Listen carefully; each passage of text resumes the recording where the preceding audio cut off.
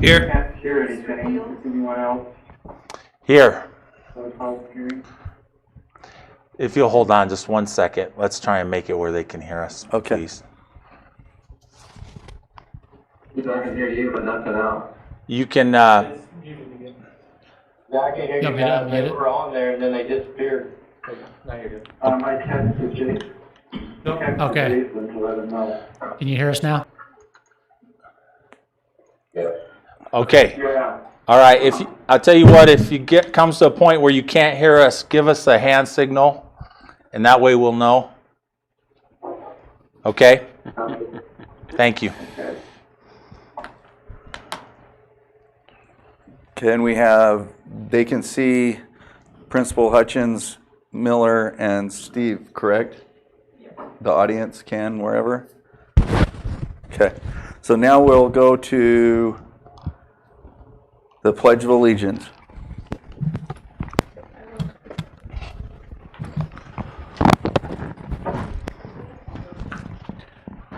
Allegiance To the flag of the United States of America and to the republic for which it stands, one nation, under God, indivisible, with liberty and justice for all. We have a volunteer for the invocation. I will. Father in heaven, we come before this evening. Thank thee for the opportunity we have of living in this free country. We ask thee that thy Spirit might be with the leaders of our country, influence them, that we might be able to maintain our freedoms. We ask thee that God please bless us here this evening, that we can do what is best for our community as well as our students and our families. And we thank thee for this opportunity to serve. Ask thee that thou might guide us and direct us in the things that we do. Once again, we thank you for the things that thou hast given us and for this free country. We say these things in the name of Jesus Christ. Amen. The adoption of the agenda. All right, I'd like to make a motion that we adopt the agenda as presented. Do we want to take out, I'll second. do we want to adjust that or just leave it like it is? We can just read it individually, I think. Okay. All right, call for the vote. Robertson? Abstain? I wasn't here, how do I know? That's for this. No, this is for this agenda. Oh, well, see, I couldn't hear anything y'all Okay. were saying. I'm trying to read lips and not getting. For this done. meeting. This meeting, okay, yes. Dayton? Yes. Myself, yes. Eldon? Yes. Jeremy? Yes. All right. I'd like to make a motion to approve the regular meeting minutes for the June 9th, 2020 meeting, with one correction that I got with Kathy on, that we didn't have a second for the listed on there for the in action items number 6 C, which we've corrected. It'll have Dayton as a second for that. So So I'll second it. We'll call for the vote. Eldon? Yes. Jeremy? yes. Myself, yes. Dayton? Yes. Rhonda? Now I'll abstain. Okay. Okay, now, Mr. President, we need to get back into item number 1 of the agenda, the public hearing. Oh yeah. Yep. oh. Okay, that is true. So, yeah, just back up and make a motion to start that.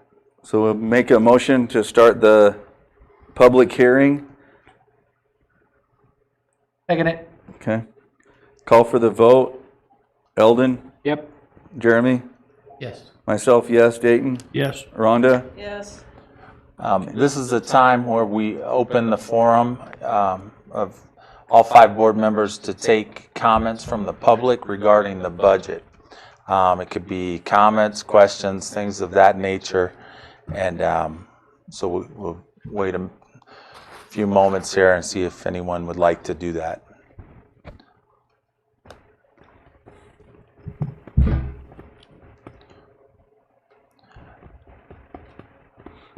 Did we get any that got sent in or anything like No, that? no. And of course, we're going to have an agenda item on this as Yeah. well where comment will be welcome, I'm sure. So Okay. it's not the only time. It's just a legal requirement. Okay, so now we're down to reports. The superintendent.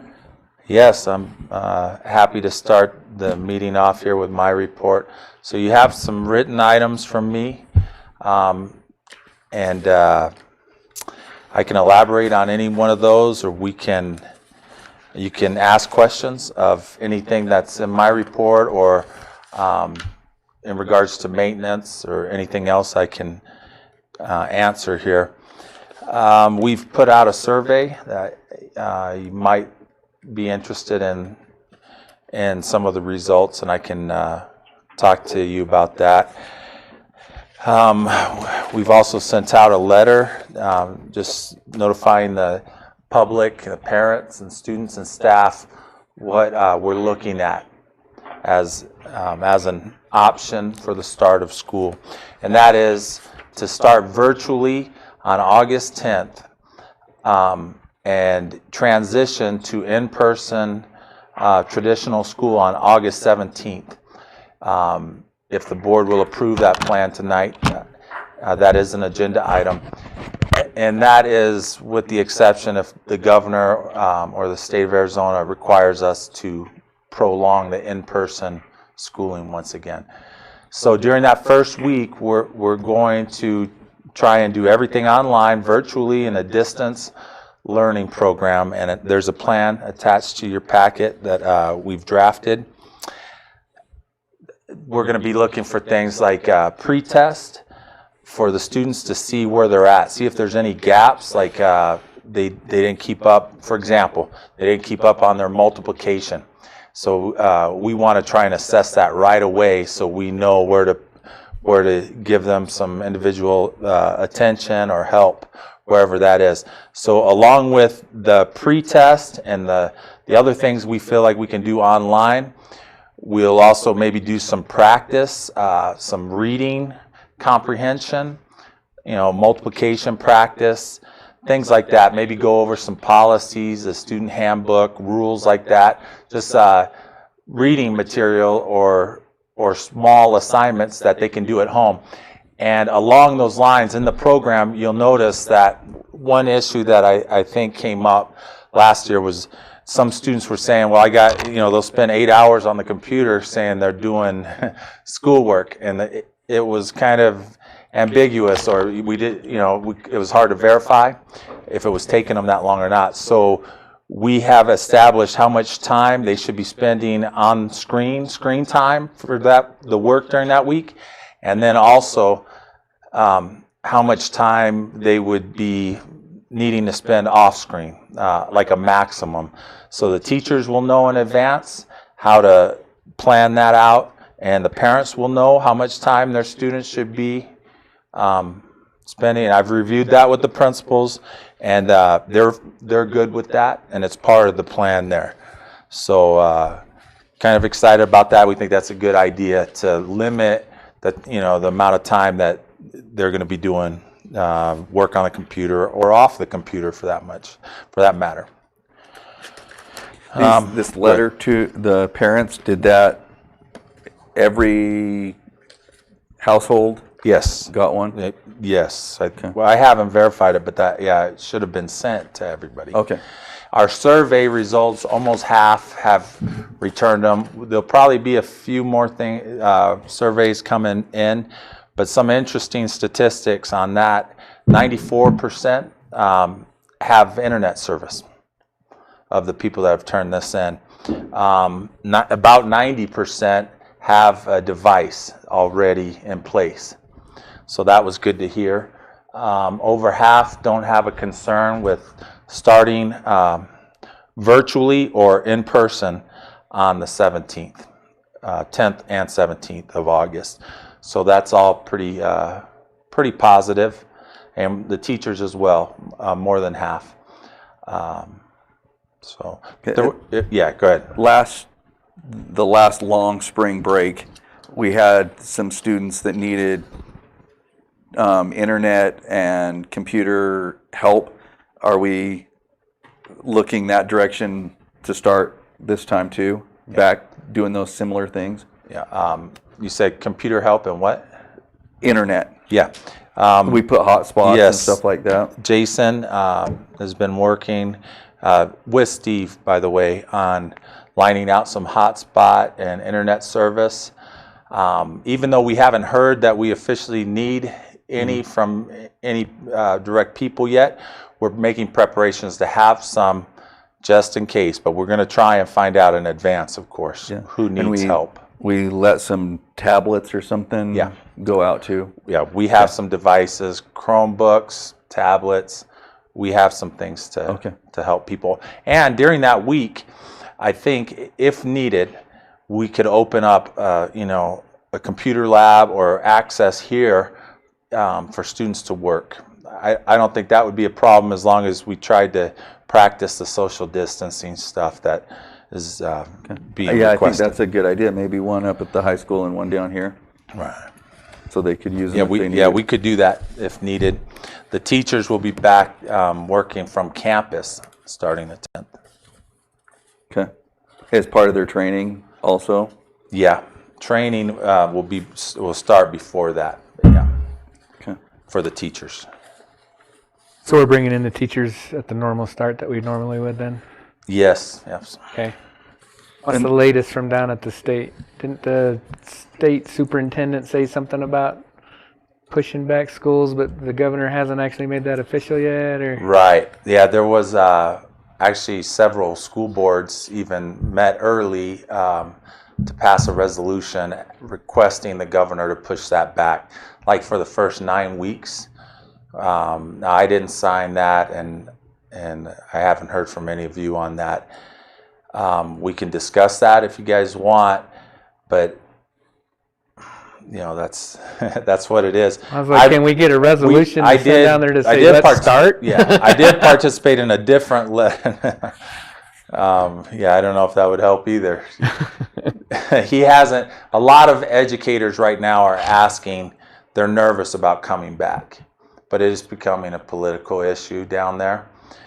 So I think what she was saying was don't expect to happen. Now, local school districts can do that. By doing that, if you don't have online set up, it can affect your calendar.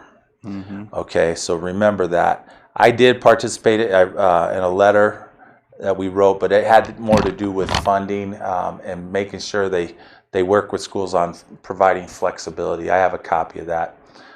I could provide you guys, but like that 2% hold harmless threshold, where if our student population drops significantly, we would max out with a 2% loss, in the budget. That way, hopefully, we don't have to let employees go during the middle of the school year when they have a contract or a work agreement. It'd be nice if they would let individual school districts decide how they want to come back and when they want to come back. Elton, I can't hear you. That would be nice if they would let individual school districts, instead of just blanket the whole state, like let the rural schools decide when they want to do versus the rest of the city down there. Yeah. Now, you do have some power here, just so you know, with start dates and things. But basically, the only thing that's being mandated to us right now is the in-person start shouldn't happen until August 17th. At least that's my understanding, and several other superintendents. And they're not going to change that as of now. But there's still talk. They're correct? threatening to Yes. change that. Yes. Okay. So we could start online before August 10th. But August 10th was, I'm just giving an example. I'm not saying that we should do that. Or start later if the governing board decided to do that, the in-person or the online. But, doing anything beyond what I've already said could impact our calendar. Go ahead.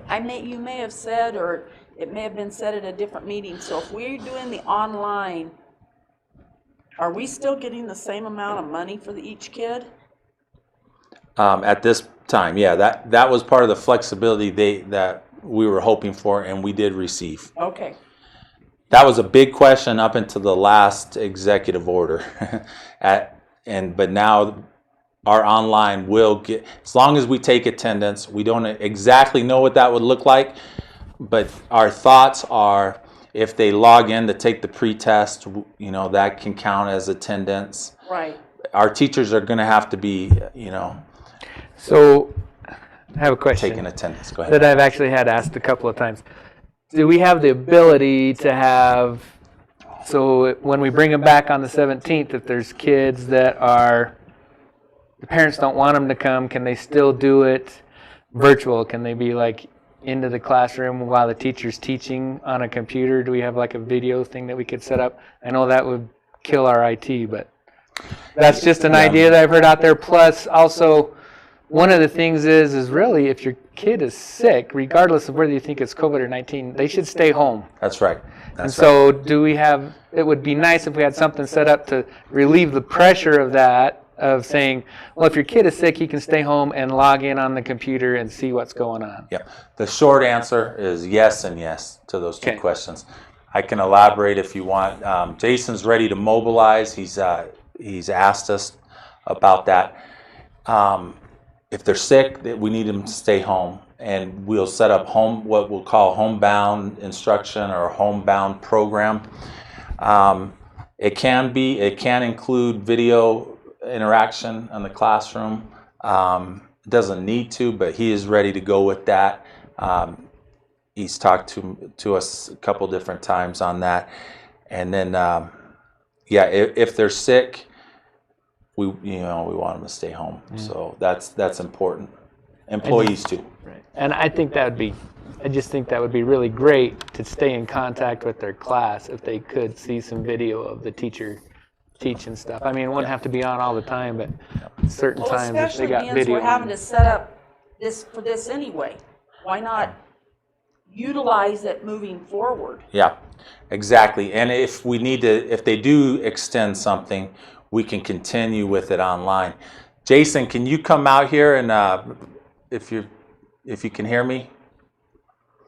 Do you want to give just a quick rundown of what you were thinking in the classroom with the camera?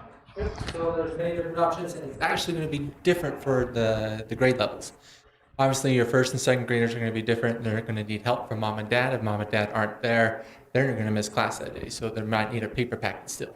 But for your older classes and your older grades, and if they have the technology available, they would be able to do, it would be a live broadcast, not a meeting like you see here, but it'd be more of a live broadcast where the teacher can do it live or the day before, or where they would be able to watch the teacher teach the lesson. And then my thoughts were, then they can do a meeting after the broadcast where they can get online, everyone can get online and interact as a class and ask questions. That's just one option, and there's literally like 6 different options that I've come up with. If you want more ideas, I got lots.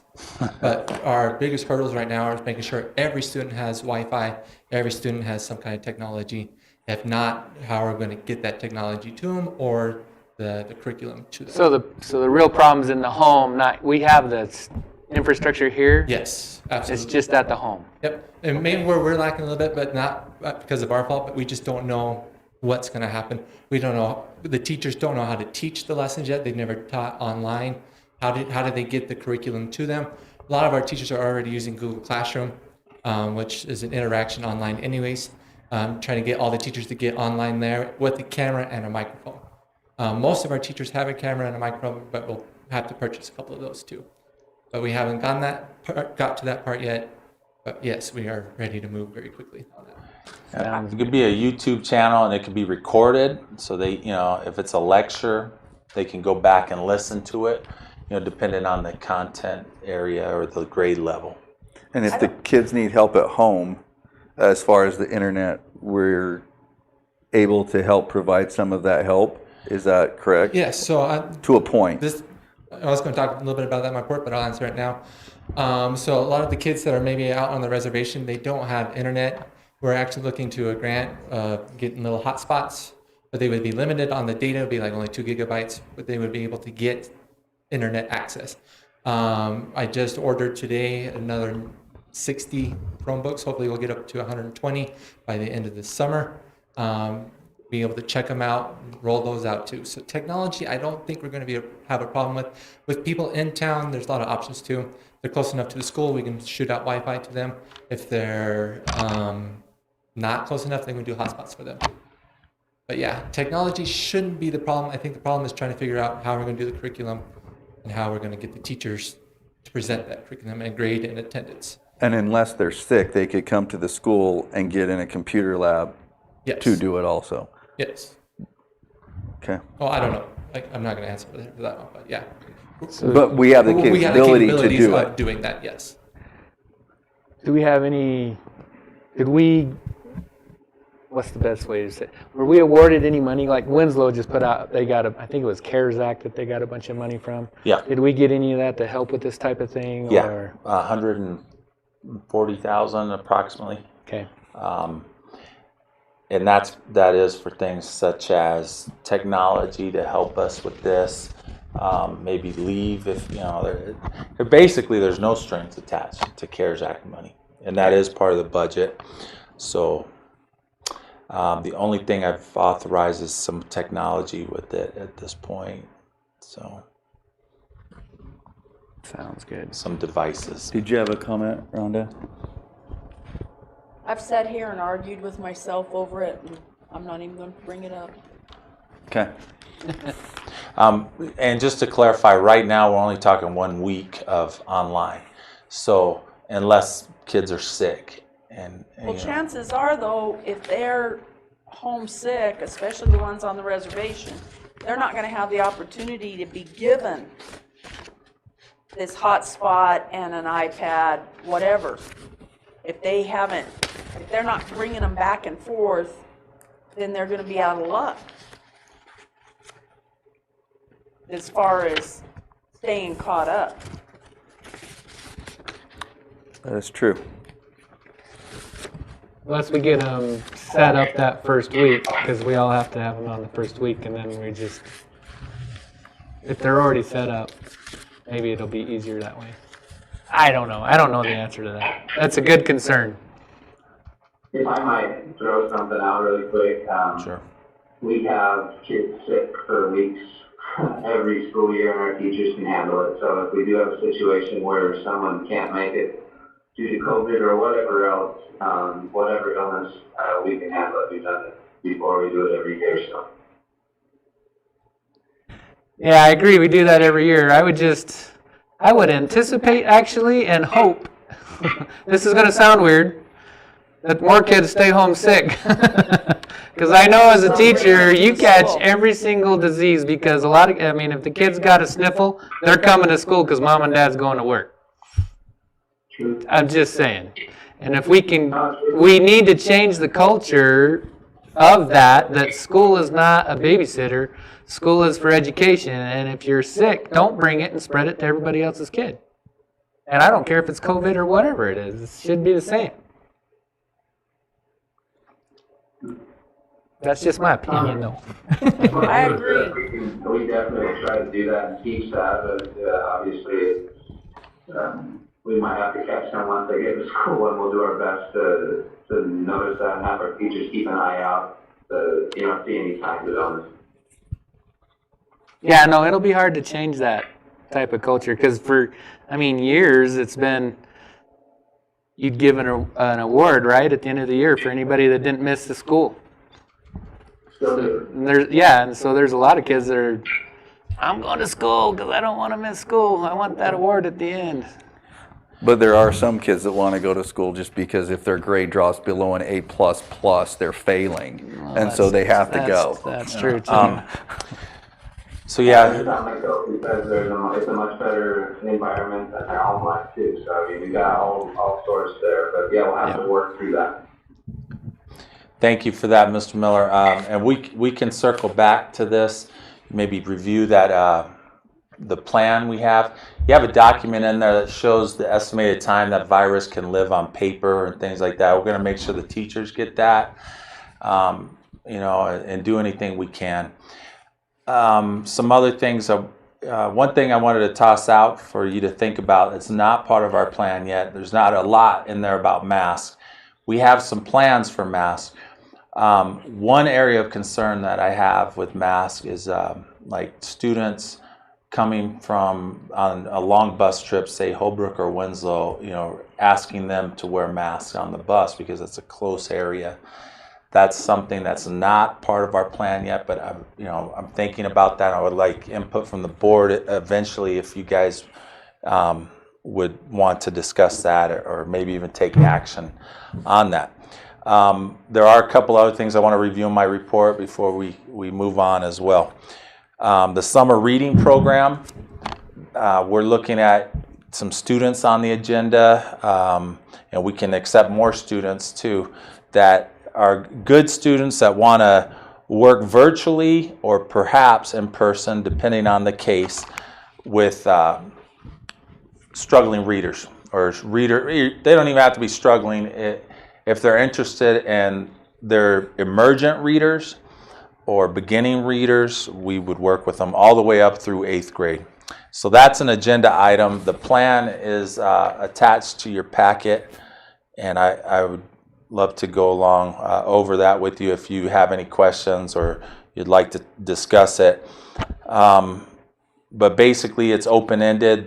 They're just going to work a few hours a week. We're going to see how it goes because this is new. And in some cases it could be virtual, and some cases, like I said, they might meet here at the school. Depends. But each tutor would get like 3 students assigned to them by one of the principals. So that's there if you have any questions. A few items on my report and also with maintenance. We've looked at the fields. The fields, they have some spots that are of concern. Overall, I don't think they look too bad. I've walked them. Mr. Miller's looked at them closely as well. It looks to me like they're getting water. I think we've had some problems with grubs and things like that we've got to get a handle on. But unless they were just beginning to get watered when I did my walkthrough, it looks like they're getting sufficient water with maybe an exception on the baseball infield. But I did want to mention that since it was brought up. If you have questions about the pools, this would probably be a good time to ask. The roof at the pool is done, but we haven't finalized it with the final punch list or walkthrough. So that got put off because of scheduling with the contractor and architect. You're talking about the swimming pool, the Roof. whole, Yeah, the whole roof, that right? goes over the gym. So yeah, it's completed, but the final punch list, the sign off, we haven't done that. So just so you know, there's some things going on with the AIA. I'll save that for Mr. Miller. They just came out with some things today if he wants to talk about that in his report. This roof ran into a snag, but they're still working on it. I can talk about it if you want, but it's coming along. It's progressing. So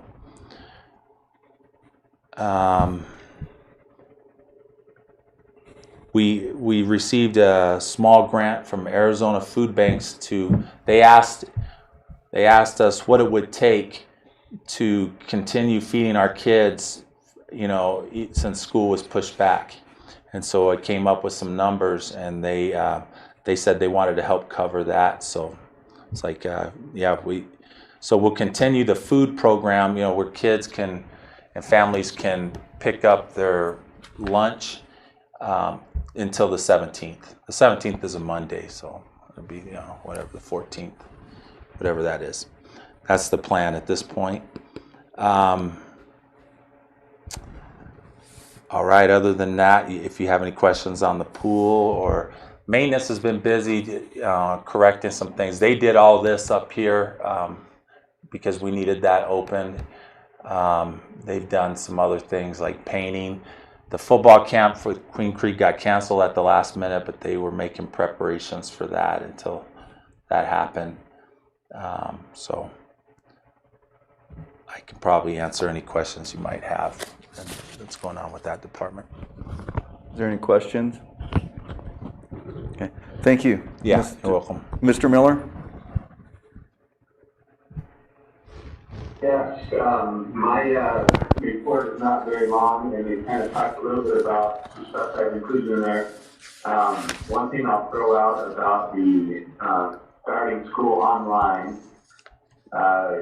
you know, you hear rumors, you never know what's going to happen until it happens, but if we start, there have been some questions about whether, why don't we just start school on August 17th in person, but the problem would be if we start off online and start getting used to it and they extend it, then we're ready and we can handle that. Whereas if we just plan on starting the 17th in person, it creates some problems if they push that back. So that was one of the reasons we kind of are looking at the 10th, just so that we can start off with online in case anything longer happens from the state. So AIA, so they have not announced anything 100% official, but what they've said is they're probably going to recommend and push the start of sports season back a little bit.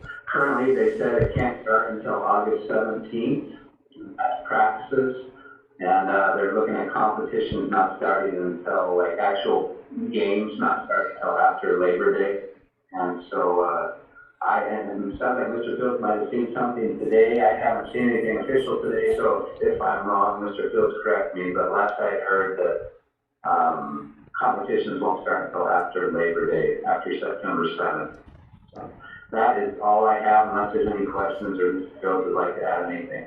Yeah. So will they just move the whole season back, however many weeks that is? Yes, so currently the start date for sports, not currently, but typically football can start in July, and volleyball usually starts at the beginning of August with practices. And so they've already pushed that back, but once again, I have not seen anything official on that. Mr. Fields, have you seen anything official as far as, or anything different today? It sounds like you've seen something. No, but I can add maybe just a little bit. I would imagine, to answer your question directly, that season's probably just going to be shortened because I don't think they want to mess with all the seasons overlapping or pushing everything back. September 7th after Labor Day is currently the soonest that any sport could start. So that was right. But the added information, here are some of the districts in our area who have canceled all of their fall sports, just so you guys know. So this came out today. Alchesay, Ganado, Monument Valley, Hopi, Pinon, Rock Point, and Gray Hills have all canceled their fall sports. And the AIA did come out, one little additional thing, that there'll be no penalty for any school that drops a sport of season or whatever. So. Okay. I had heard the start of that. I did not hear it officially, but yeah. And you notice most of those schools are coming from areas that have been hit the hardest by COVID-19 numbers. What about White Mountain League? The White Mountain League typically falls into the same thing that the AIA does. They've already pushed their start of their season back to the 17th of August.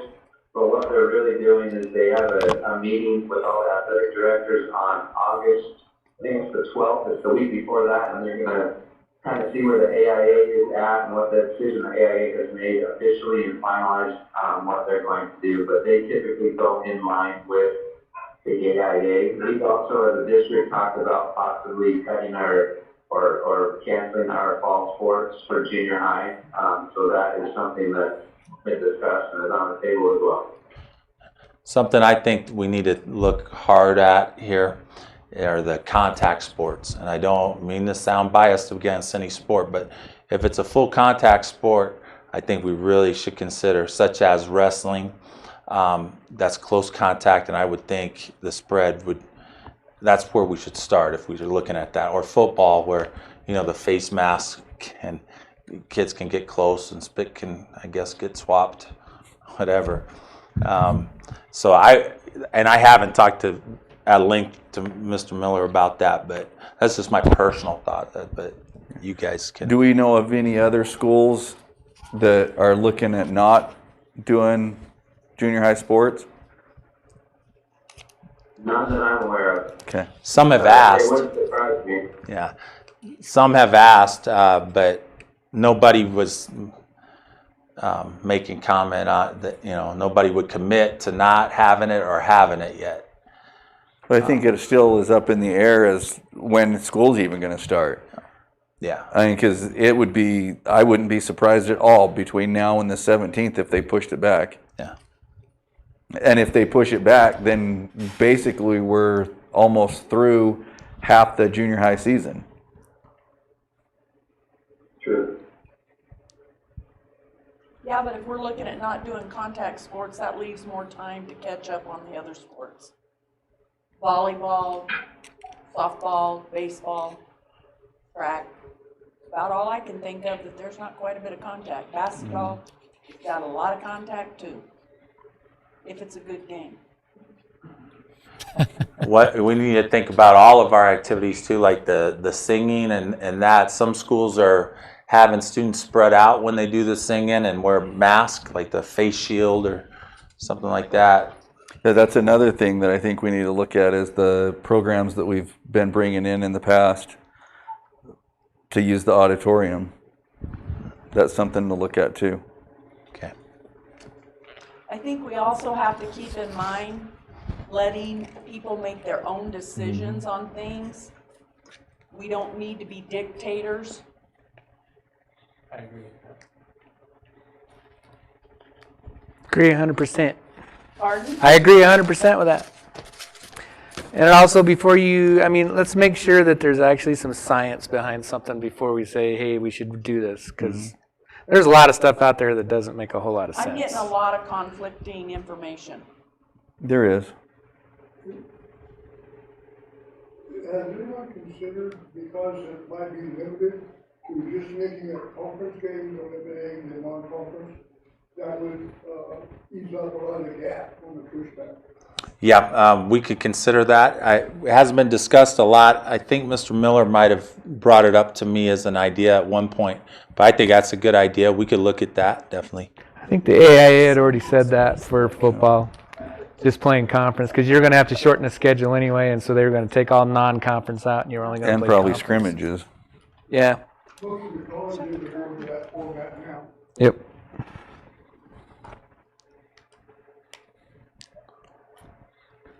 Does anybody have any? Go ahead. Just saying, there's more questions, that's all I have, so. Okay, does anybody have more questions for Mr. Miller? Thank you. I wanted to thank them too for, I asked them to do it virtually. They were willing to come in, but we thought maybe there'd be some public at this meeting, and we're trying to keep it at 10 in this room or less. I think we're pretty close, 3, 4, 5, 6, 7, 8, 9, 10. Yeah, so I appreciate these guys doing that for us. Yes, thank you. Okay, Mr. Hutchins, the elementary. Yes, I assume you have my report there. The only couple things I would like to add is we're still contemplating what to do. I guess I'm contemplating with the input from Mr. Fields and the teacher. Kindergarten to help with lower the number of students, and for cleanliness and stuff, we may go for a time or the whole year, probably half day. So I'll be making that decision with the input of Mr. Fields and Mrs. Hanson, our kindergarten teacher, probably the next week or so I can let parents know. We're also looking at not having preschool for at least the first quarter, maybe even the first semester. Most schools in the area are not having preschool at all until probably January. And the reason being, those children are more likely to be chewing on things and those kinds of things. And their learning is 80% play. And so those are some things that I'm still considering right now, just making you aware of that. I won't make any of those decisions without Mr. Fields knowing what what I'm wanting to do and with this support. Yep, appreciate that. If you do make that kind of a decision, do you have a secondary plan for those employees who normally teach and help in the preschool? I mean, we can put them to work somewhere else, right? Yes, actually what we've done, and Mr. Fields is aware of this situation, the preschool aide, we've actually moved her to another aide position, and at current time not refilling that position because we've moved them to there. If we decide to not have the preschool the first semester, the teacher will be doing that same thing. We'll be moving to help with some of our special needs students, which will cause us not have to hire other individuals to support those students. Which it's my understanding we have, and I believe this is the whole school system, but 70 special needs children, am I correct? On average, we usually have, yes, between 60 and 70 special needs students in our district. Thank you. 18% of our population. That is a very good question, and I appreciate Mr. Hutchins trying to get it in front of this. The big difference with kindergarten is the requirement is, so we exceed the hour requirement in kindergarten, so we could theoretically pull that back. I'm not sure that shouldn't be a governing board decision, but maybe we can just have you approve it at the next meeting. We need to discuss that a little bit more, maybe even reach out to those parents individually and see their thoughts on that. Everything I've heard so far sounds good, except for I am concerned about the special needs children because they can't, the computers and doing it from home isn't going to work for them. So we've got to have a special plan for them. Yeah. If I can speak on that really quick, Mr. Gill. Sure. What we did this past spring when we were doing online learning, the responsibility of our special ed department and our aides at the high school and junior high was to meet with them regularly and over Google, like the same thing we're doing here, have a meeting online or call them on the phone, and they were supposed to have contact multiple times a week. And so that's one thing that we have done that was pretty effective. And obviously there's always some challenges there, but that was one thing that worked really well for us and helped a lot of students at least stay close to where they needed to be, that needed extra. I as well have already talked to Julie Strong about us at the elementary school and our employees down here making a much more valiant effort to help those special needs students if we have to stay online for an extended period of time. Okay, thank you. Yeah, and that is a good concern, so thank you for bringing it up. All righty. Okay, thank you, Mr. Hutchins. Thank you. Steve? Sure, thank you. I'll try to be quick about what I have. I do have attached in board book some budget information that the board had asked for, and you can take a look at that, and welcome to visit with you and talk about it at any time if you have questions, or if you have questions here in the meeting. The financial report, just so you know, the financial report that I typically do every month for June, we won't be preparing until probably the September meeting because we haven't closed out June yet. So we're in the midst of our year-end close. It's a lot of work, a lot going on, very busy. At the district office, people often ask, you know, do you have any work to do in the summertime? And you know, what do you guys do when school's not in session? And summer's actually our busiest time at the district office. We're wrapping up the old year and getting things set up and underway for the new year. So we're kind of in the midst of that right now. Also, I just wanted to make you aware that there are a couple of federal software and applications that we're rolling out and getting those ready to go right now. When we adopted, or when we began using Infinite Canvas for our student record system a few years ago, one of the pieces that we delayed implementing was the food service accounting system. And this is the year that we plan to roll that out. So we're working on that right now. But that's the system that you know, when you go through the line at the cafeteria, that's the point of sale system, but it also determines how much somebody owes, and it goes in and checks whether they're free and reduced or not, so we know how much, and it's all done very discreetly. And then it also gathers that information together, and we have to report that and upload information to the state. A lot of things that have to go on, and so the nice thing about this new system is, first of all, it saves a little bit of money from what we were doing before. Second thing is that it integrates 100% with our infinite campus system. So there's a lot more features and really a lot more streamlining and efficiencies that we're getting from that. Another thing that we're working on right now is implementing some new features again that we had kind of delayed the rollout on with Infinite Campus that have to do with monitoring processes with students, and particularly things like enrollment and attendance reporting and other things that have to happen to kind of track things electronically so things don't slip through the cracks. The more electronic intervention we have with that, the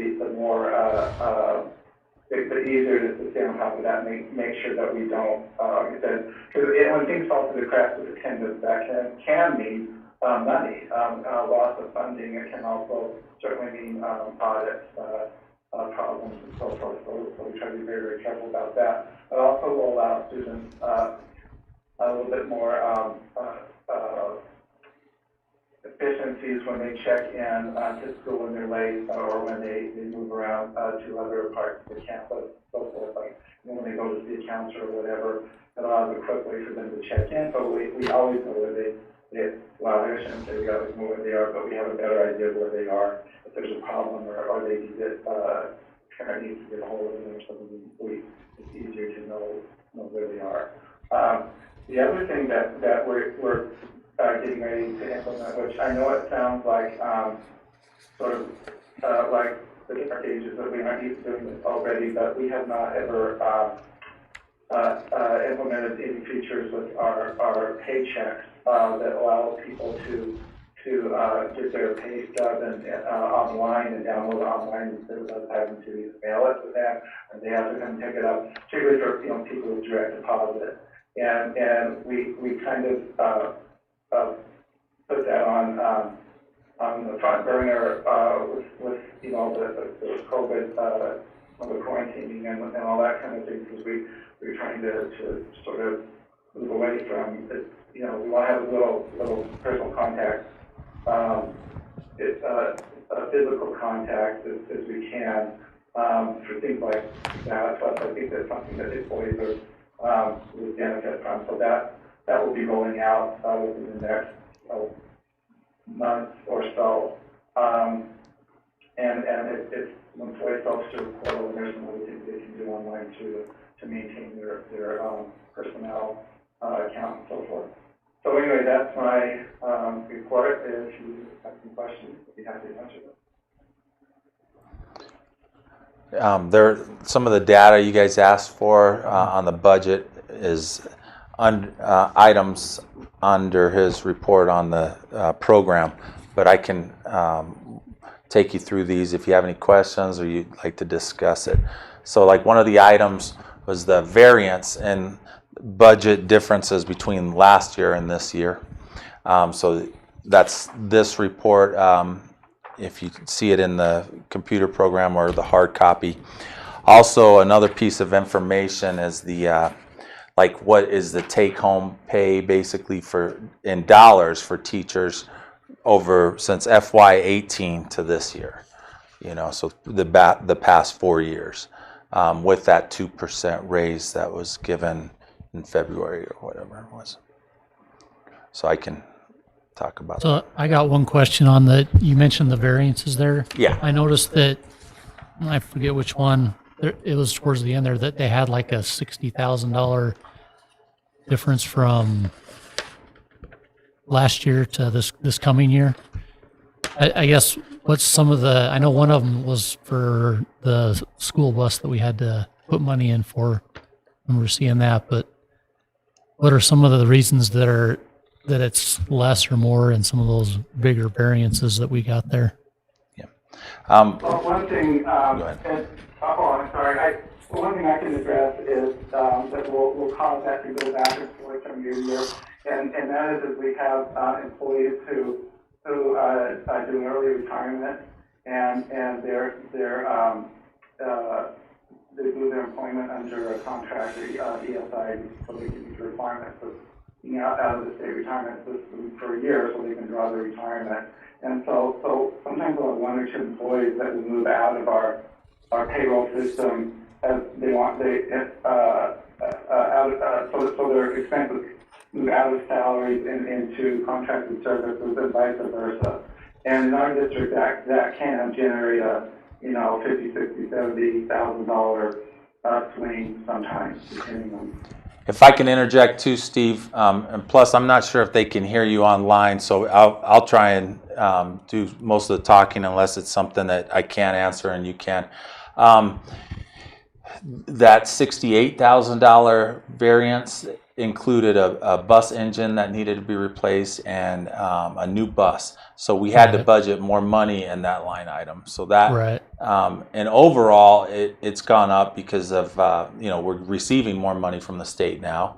Yeah. And a few more students. So those are the two main reasons that everything went up.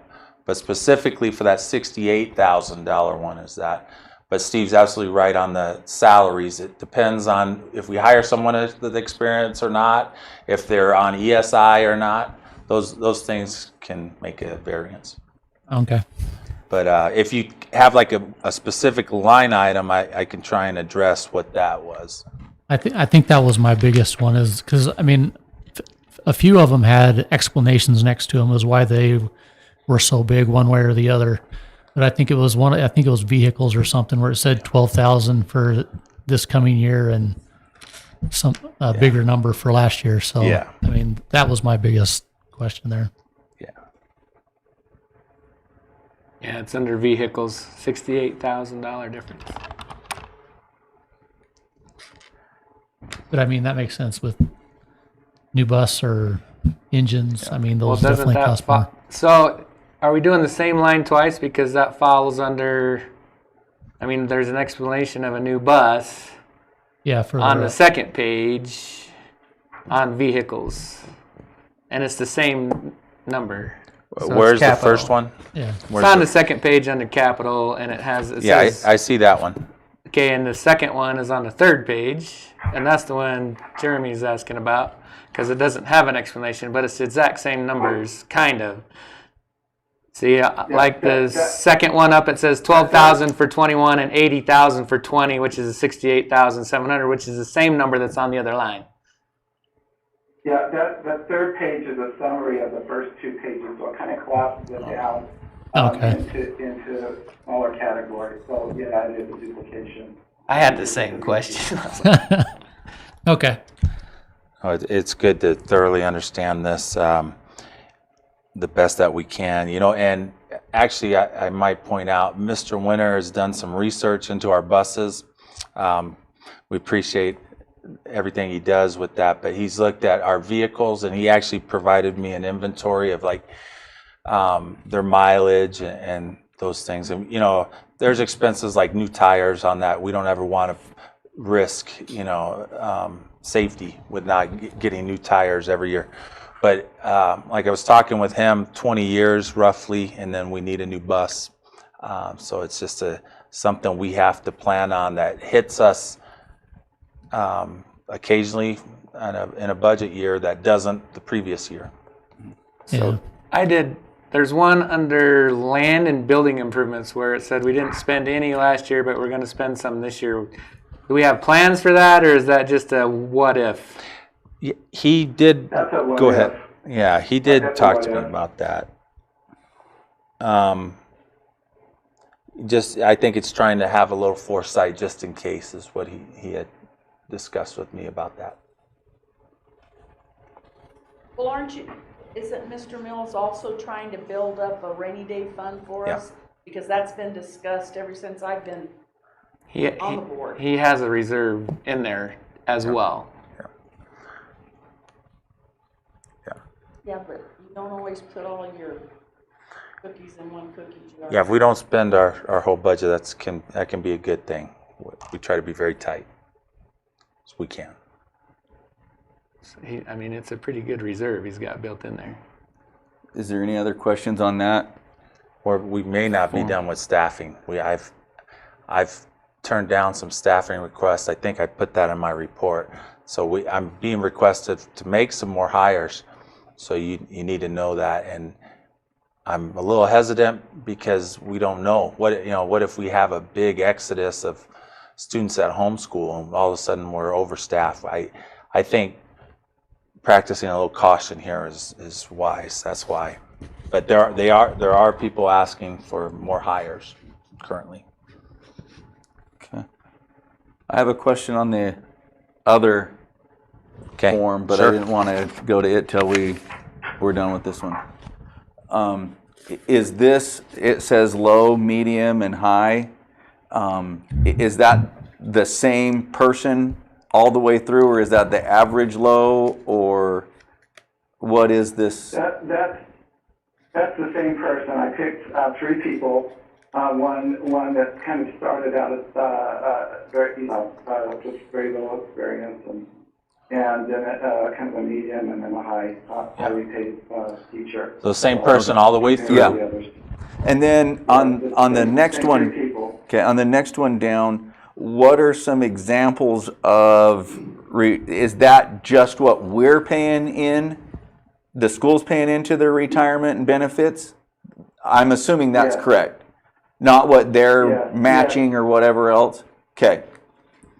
Right. And I wanted to show that, not because I'm trying to make it look bigger than it is, but, the question comes up, well, what did we do with this additional money that came from the state? How come I didn't see 20% more money in my bank account? Well, the 20% also had to cover things like retirement and insurance increases, and so I wanted to just show that image to kind of get a feel for. And I do. That's good. That's very good, Steve, because it needs to be known that insurance and retirement has gone up too.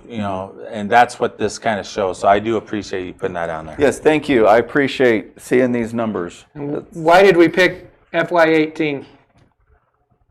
That's because that was the first year that was the kind of the baseline year, and then the next year is when that 20 for 20 came into being. So and I thought that was kind of what people wanted to see is what happened over that period of time where the Res for Res movement was kind of being focused on, and so that's why.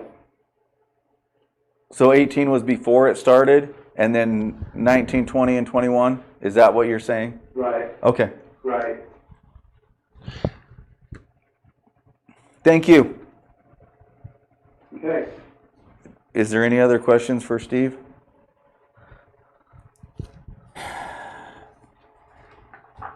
Elvin? Maybe give him a minute to look at it.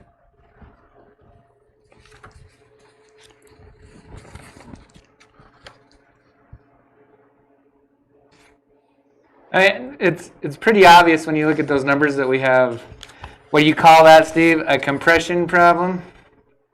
Because the younger teachers that have been here shorter got a lot better increase than, it's almost like we're rewarding our younger teachers and our older teachers that have been here for years were not. I've heard that complaint. The numbers right there show it, what we've been hearing. Right, and when you give a base increase, and everybody gets the same instead amount, of a percent.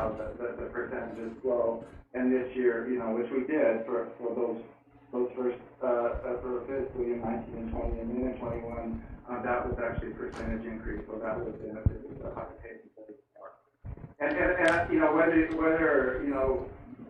it's good or bad or whatever, one of the problems we were trying to address early on was our very low starting. We weren't being competitive with other districts with our starting salary, and so base increases were kind of the focus back then. And now that we're a little bit more competitive, so now our focus, that we're able to kind of go more on the percentage basis. But, you know, I mean, that's something that we have to look at every single year on how we So, approach that. But that was the rationale. okay, I get the rationale because we do need to be competitive to get the newer teachers, but we'd also like to stay competitive to keep our seasoned teachers. And I know this is a tough question, Steve. I just want, have you looked at, if we decide as a board that we want to give, because if you remember back months ago, we wanted to give more than 2%. Do you have a plan if we decide we want to give more than 2% where we can get it from? He did, and I'll just interrupt here to cut this short if in case we want to. He came to me with it, and I said we should hold off because of all the unknowns. It was a plan. I think it was 1%. Steve, I don't have that in front of me, but it was something like that. Wasn't it an additional 1%? Yeah, it was a combination of a percentage and base, I believe. Right. We looked at several different things, but yeah. I think it would have been hard right now, given all the different things going on.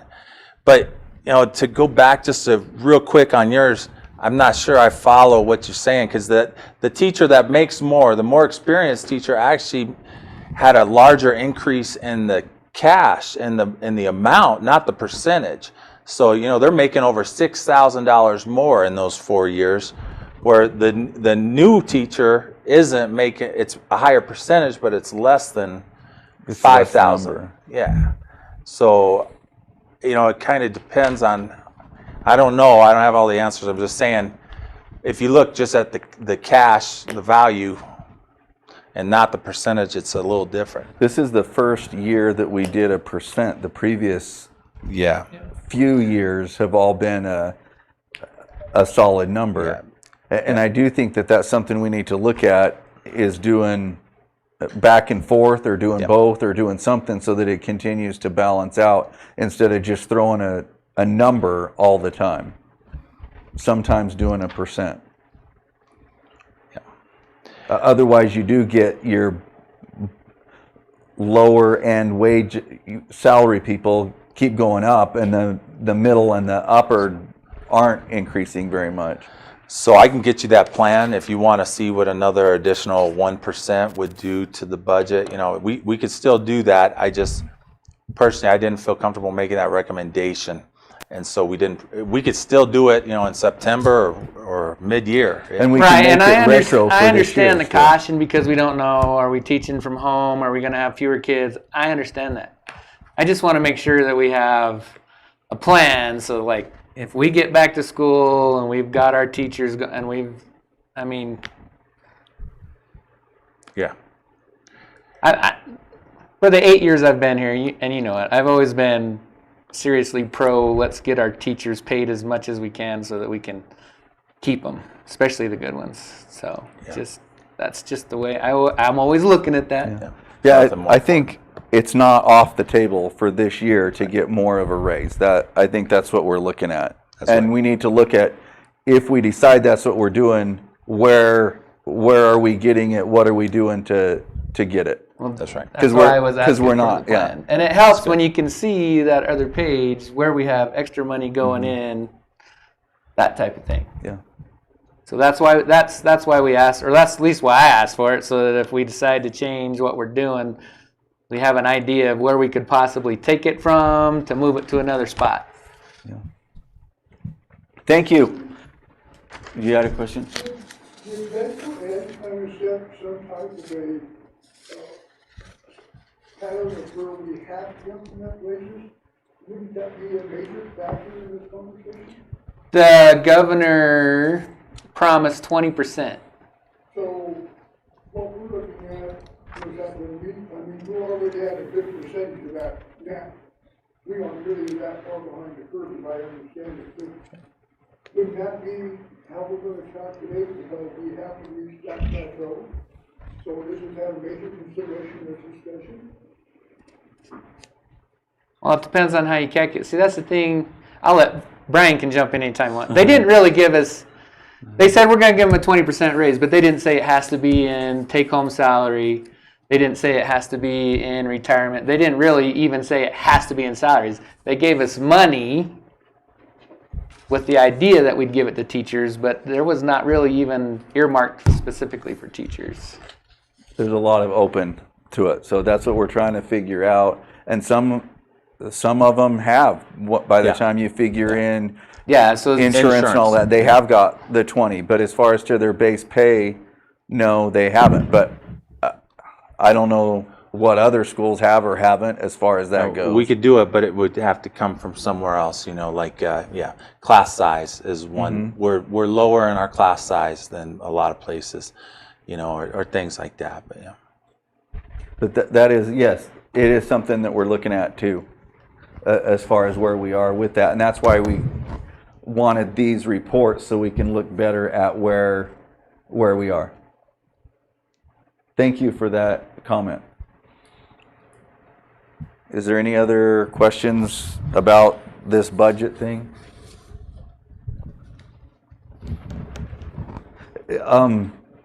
Are those listed here somewhere? Could people that want to see them, are they on that table, or? We can make copies and get stuff, absolutely. Is there something that we didn't want to, that you're going to say? They can be downloaded from our website, from the board agenda. They're all available to the public to view. Okay, so if they wanted to see what we're talking about there, it is accessible. Okay, that's what I wanted to know. Right.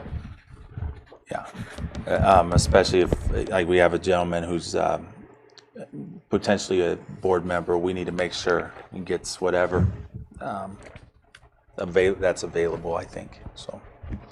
But Okay. yeah, but we're an open book, so anything they want.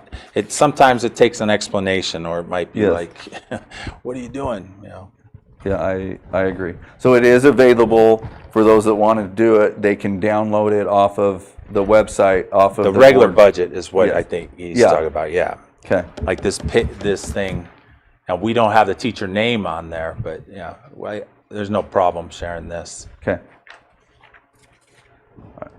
Jason? I discussed most of, as I discussed the questions, most of our preparations are trying to get ready for the school year when Kids come back and if they don't come back. So we're splitting our job right down the middle. If you have any questions, I'd be happy to answer them. So when you say hot spots out in the community, how are you talking about doing that? So today I was researching those, and Verizon has hotspots, the little tiny devices that you can hook up multiple users to them, but they're a little bit pricey. I'm actually looking at Cellular One and a couple other companies, AT&T, to see if we can drop them down. Cellular One, they're about $50, but then they're about $30 a month per device. But one device can do a whole family. So if we can So you're looking at putting them in somebody's home, or? check them out, kind of just exactly like a Chromebook. Okay. So it's kind of like your cell phone has internet. These are little boxes that come, and then your computers and tablets can connect to them and have internet. And do we have money, part of that CARES thing, Yes. if kids need it? Are we ready to do that? I mean, I think we maybe do a little bit of research if they actually need it and stuff like that, but I'd hate for somebody not to have what they need. Minor If we can concern get that it. things are back ordered right now is what I've heard, yeah, but I would imagine. yeah. I was just curious because you hear like some of they're bigger districts down the valley, but they would put a hot spot on a bus and go park a bus in a church parking lot. And everyone gather around the church. Everybody could park in the parking lot, stay in their own cars, and get on the Wi-Fi and do schoolwork. So if they're doing that, we can just do that at the school. Put up an omnidirectional antenna. And everyone Well, just that's park what in I the was wondering about. I mean, is that something that we've I don't know if looked you're going at? to get a lot of. Yeah, we can definitely do that, but I don't know if you're going to get a lot of parents wanting to sit in a car for a couple hours a day. Have the principals Heck, high school kids sit in the car a couple hours a day all the time. They just go sit have in the the parking lot. principals done some research on or tried to get feedback? Is there people that need that help that first week, or if it continues, do we have any numbers maybe, or based on last semester? I mean, I think that's a good indicator. I'll Yeah, let them last answer time I that. think Eric said he lent out like 40 Chromebooks. I only lent out about 8 Chromebooks. I was only aware of just a couple, maybe 4 families that did not have internet. We also helped out Naomi House, so I don't think it's a lot of families. Okay, are we prepared for this year, though, to do that same thing again if we need to? So, And do we know, can we pre-plan where if they do need it so that we can get ahead of it? Yes, I made myself a note here to contact families and see where they're at, especially the ones I know that don't have internet access, to see what we can do to help them. Okay, because we're pretty small. I think we pretty much already know where needs might be. Yes. Eric? Yeah, we're going to be ready before the year starts to have Chromebooks available to anybody that needs them. We even gave them out to some families who said, oh, we have a computer, but I got 2 or 3 kids, and can we get a Chromebook or 2 for the kids? And yeah, so we have enough Chromebooks to help out pretty much anybody that needs some. And then on top of that, Jason's in the process of ordering 120 more. I think currently we have enough to give out to anybody who needs it, but we'll have more later. Okay. And that's one problem, and there's nothing, I don't have an answer for this, but it is one problem that we have to be aware of. Because my family, for example, I have 3 kids, and I'm working from home, and by the time, if all of those kids are online trying to stream video, and I'm trying to work, boy, my gigabytes go fast. I'm like, somebody's dropping off at some point. That's the problem. Our screen time estimates were like an hour or less from almost every grade. I can find it in here. But yeah, that is a concern. We're hoping it's only 1 week. Yeah. And that. So but these guys did a pretty good job last spring. Yeah, no, I agree. With that. So. Because that is one thing that my family, they all seem to want to use the device at the exact same time. They can't seem to spread it out, starting about 10 or 11 o'clock in the morning when they get their carcass out of bed. Like I said, we should have enough available for families that need more than what they have too, so. Okay. Thank you. Yep. Any other questions for Jason? All right.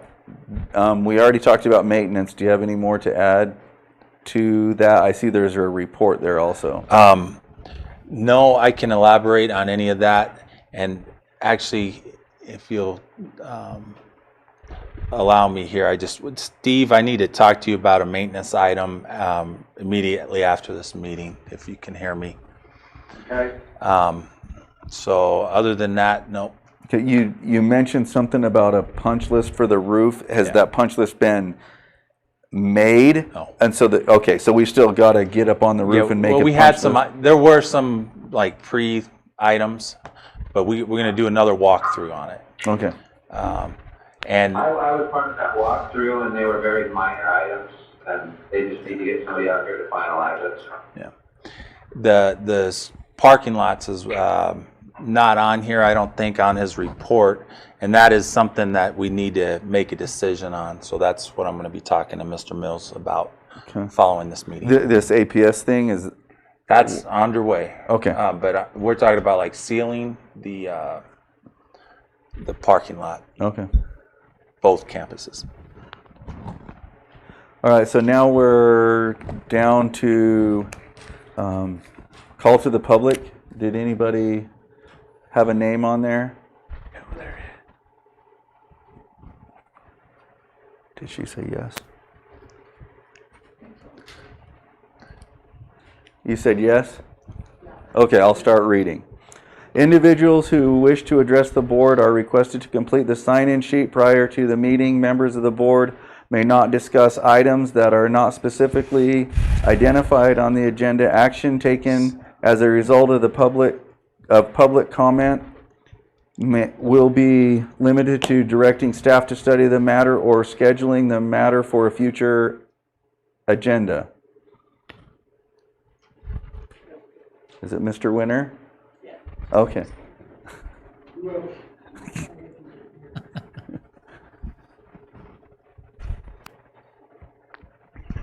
yeah, I just want to go over real quickly, as Mr. Fields alluded a while ago, I did do a quick study. I went to Mr. Mills and asked his permission based on Mr. Larson's questions at the last meeting about variances, and Mr. Mills said that would be fine. I asked Mr. Fields' permission to go ahead, and he had granted it. And so I went and talked to Dale Diaz and found out that we have 7 buses currently in, and one of them is really about ready to go. It's very, very limited. They use it only as a last resort.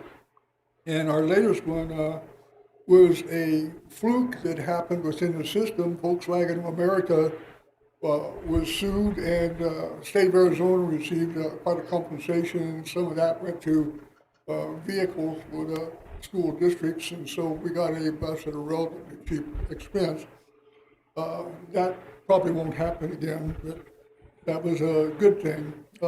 Our major problem that I see was cars in the vans, et cetera.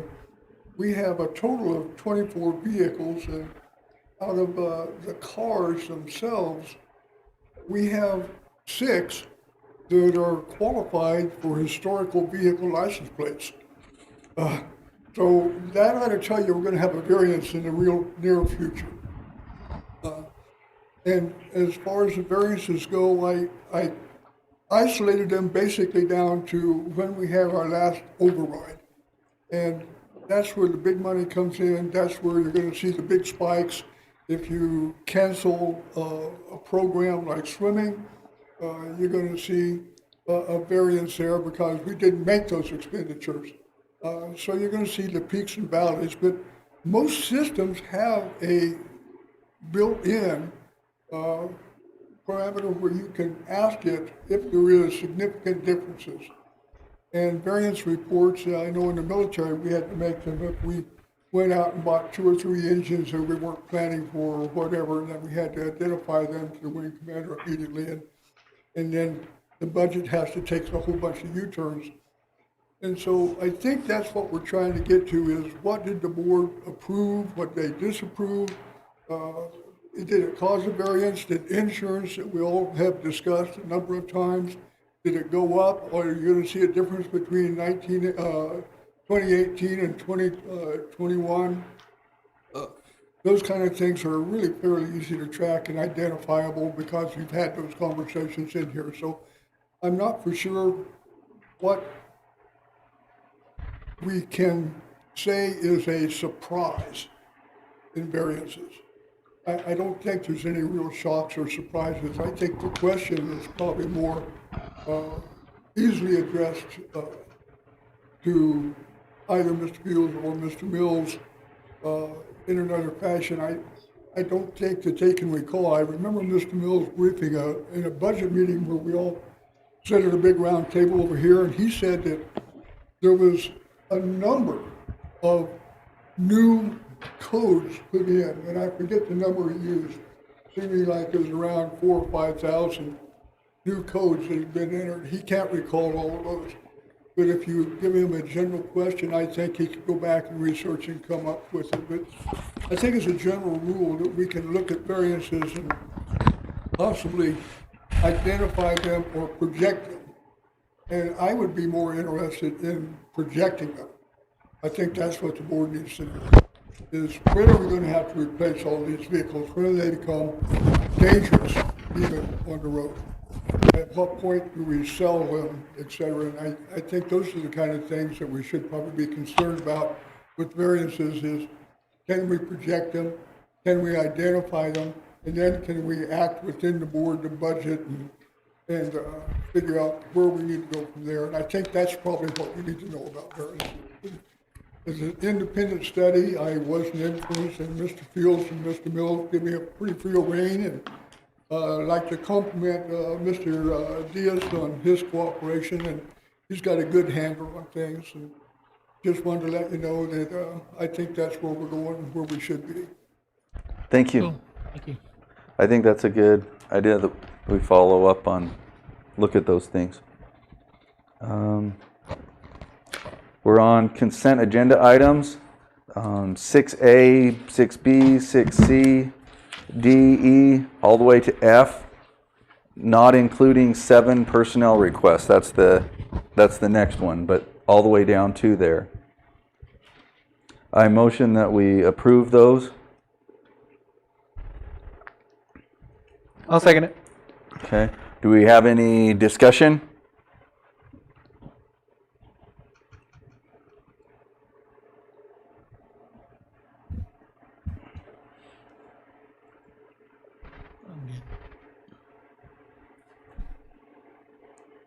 Are we ready to vote? Myself, yes. Jeremy? Yes. Eldon? Yes. Dayton? Yes. Rhonda? Yes, And we're on 7, personnel requests. 7A. I'll make a motion that we approve employee assignments, volunteers, employee resignations as listed. They're all assignments and renewals. Yes. All what are we doing? What numbers? 7A, all Oh, just that 7A, whole okay. chunk. Okay. I heard part of it, but I didn't get it all. Okay, I'll second it. Do we have any discussion on any of these? Okay. Rhonda? Yes, Dayton? Yes. Myself, yes. Eldon? Yes. Jeremy? Yes. Okay. 7B, I motion that we take out the health aid. So 7B, all of them but the health aid. why? For Jeremy. What? He's doing that so Jeremy can vote on all of them and just Oh, and then abstain you'll from come the back one. for- Okay, So I motion that we approve all of those, pulling out the health aid. I'll second it. Okay. Do we have any discussion?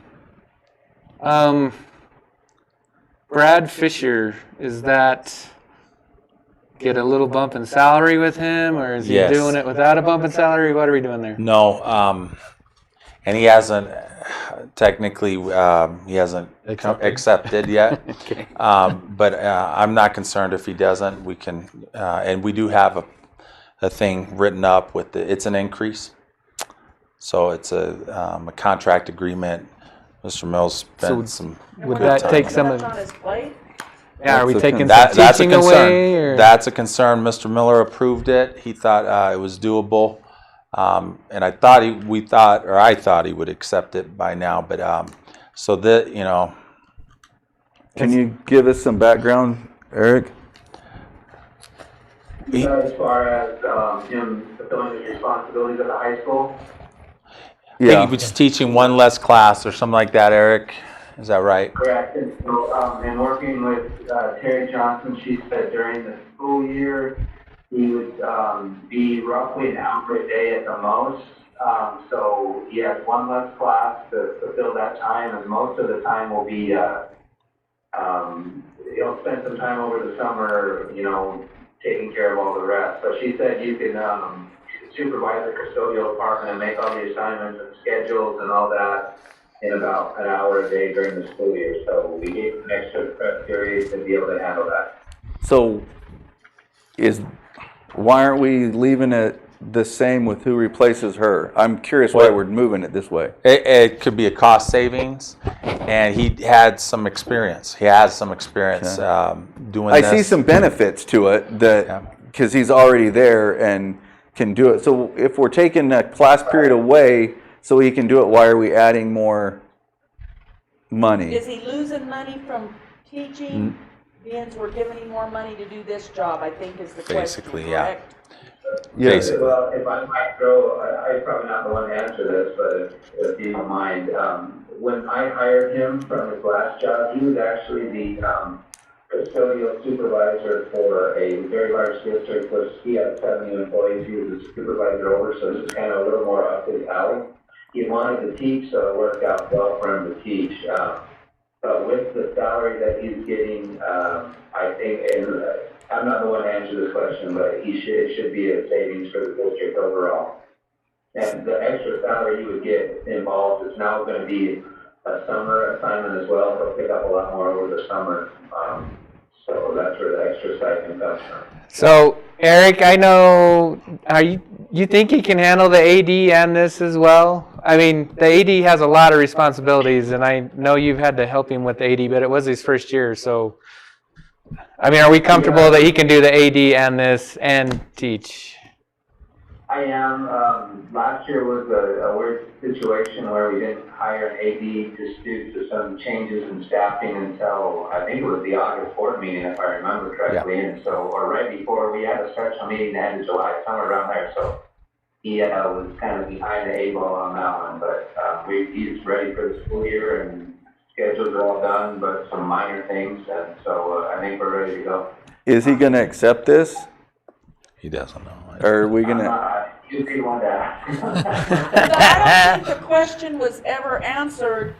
He's dropped a class, but his teaching wages have stayed the same, correct? Correct, yeah, so he dropped the class. He will, if he accepts, he would drop the class and then pick up some custodial responsibilities in place of that class. So Steve worked all this up, and I actually don't have it in front of me. I can get it if you're that So curious. just tell But us he's the not gonna net get double increase, paid. no, but there is a net increase, and it's almost $6,000. The increase is mainly result of working through the summer, whereas his teacher pay, of course, doesn't extend through the summer. So that's kind of where the bump. If he declines this, I would think that we won't have a problem getting someone to fill it personally, but we'll just have to see. Basically adding another responsibility of what our custodial supervisor used to do. No, taking on what she did. But she did a lot of the custodial actual stuff too, right? That's why she worked. He was a teacher and an AD. Now Yeah, he's a teacher she and does an AD actual and a custodial work. guy. He's not going to do custodial He's work. not gonna actually do He's going it. to I don't help understand schedule not them and doing it, order but- supplies. Right. Okay. Whereas she was doing Yeah, also custodial being work, a he's gonna custodian. do teaching work and AD work. So the difference is he's going to teach one less hour and he's going to do custodian for 1 hour. And the up in extra his pay pay. is not gonna come in until he does his duties in the summer, correct? That's the way it sounds. Huh? Correct. That's just that. That's not what I understood. Say again. I didn't hear it either. He's dropping a class if he accepts it, and he'll do the scheduling and buying supplies and stuff, that extra class period. And the extra pay for this position will actually take place during summer hours, not during the school hours. That would, Okay. Yeah. So we're not double paying him. We're not taking a period away and still paying him for it and then paying him again for it. Okay. Right. okay, I think we're all on board. I just wanted it clear for anyone who didn't realize what we were saying. Do we have any other discussion, or are we ready to vote? Good. Okay, Dayton, Yes. Rhonda, Yes. myself, yes. Jeremy, Yes. Eldon. Yes, Okay. Now 7B, the health aid. I'll make a motion that we approve Jenny Miller as a health aide. I'll second it. Do we have any discussion? Jeremy? Oh, go ahead. That's in lieu of a nurse, correct? And what Yes. kind- Well, we call him a health aide now. Yeah. And that will be in, what kind of hours?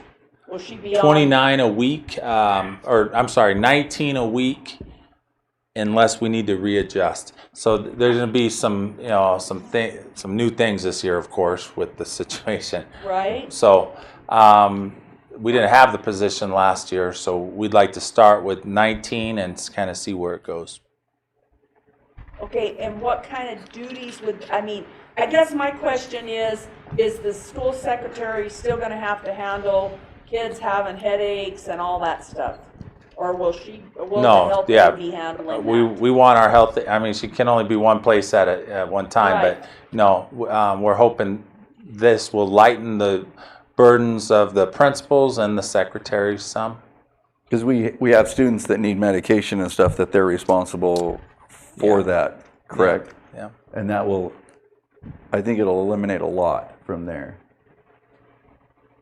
And if we need to up the hours decrease the hours, is that something that's worked within the school, or is that something the school board needs to be? That should probably come to the school board anytime there's an But we increase. we'll look at where we are throughout the year and see what we need, if we do need to add or subtract. Yep.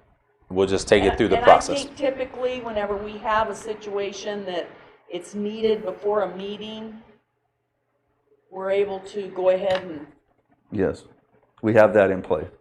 Well, and I would foresee maybe adding but not Yes, subtracting. I- You don't hire them and then. I'm take not it. imagining we're losing, especially with this COVID whatever right now.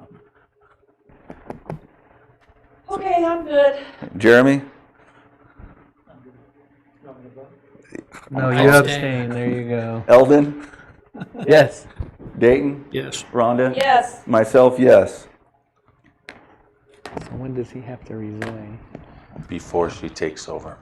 The date has to go into effect. So August. Yeah. Okay. Unless we ask her to come in early, then we'd like you to resign it. I'll have it before then. Okay, now we're You dog. I wish I would have thought of that. 8A. The budget. da-da-da-dum. We'll make a I'm- motion that we Motion approve. that we Go ahead. approve the proposed budget for 2021 as presented.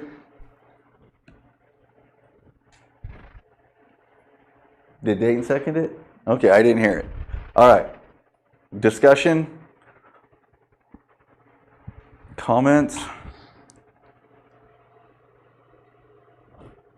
So line items could still be adjusted, you know, and Yeah, that's the only comment. We need to realize that we can still Yes. shuffle things around if we want. Move them. Yes. But I believe we can also, the next board meeting or the board meeting after that, or whenever, we can still give a raise, correct? That would require shuffling the budget, but yes. Yeah, but I mean, we still have that leniency if we approve it today. Next month, we can still say we're given this raise and this much insurance and whatever else. Is that correct, Mr. Fields? Yeah, We haven't gotten final numbers yet, right? From the state?